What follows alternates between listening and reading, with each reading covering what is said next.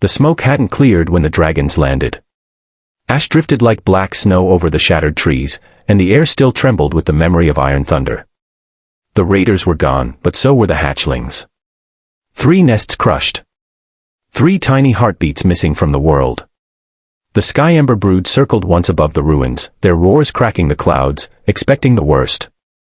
They had seen what humans did in war.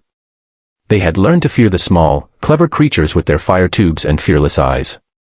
So when they scented a human among the wreckage, they descended not with hope, but with fury. Claws tore into the earth.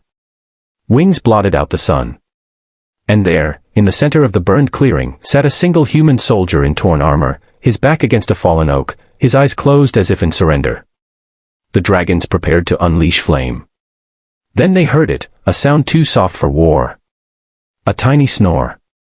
Another. And another. The largest of the dragons stepped closer, nostrils flaring. On the human's chest, tucked inside his soot-streaked jacket, were 3 hatchlings. Curled. Whole. Sleeping. One clutched the man's shirt with a miniature talon. Another rested beneath his chin, warmed by his breath. The third lay sprawled across his collarbone, drooling contentedly. The human's arms formed a careful cradle, his hands scarred and trembling but impossibly gentle.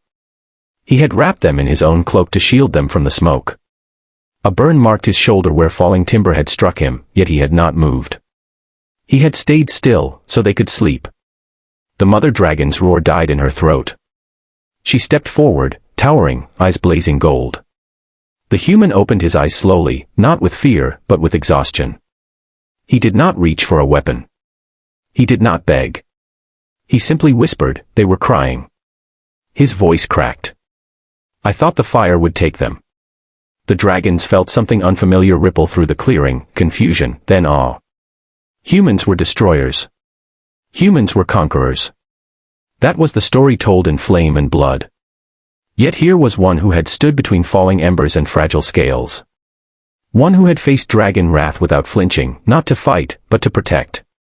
The father dragon lowered his massive head until his gaze met the human's. A single tear carved a clean line through the ash on his scaled cheek.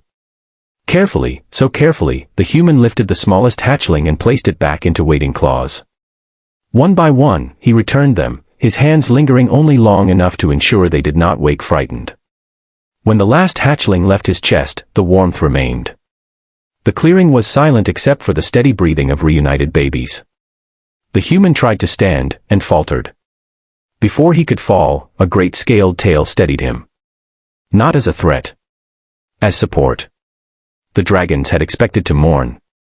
Instead, they had witnessed something rarer than treasure. Humanity. That day, no flames were cast. No blood was spilled. The sky ember brood carried their young home, and the story of the human who chose compassion over fear. And somewhere in the vast sky, a new understanding was born. Sometimes the smallest creature in the clearing holds the greatest courage. If this story stirred your heart and reminded you what true strength looks like, make sure to subscribe to the channel for more powerful HFY stories where humanity rises in the most unexpected ways.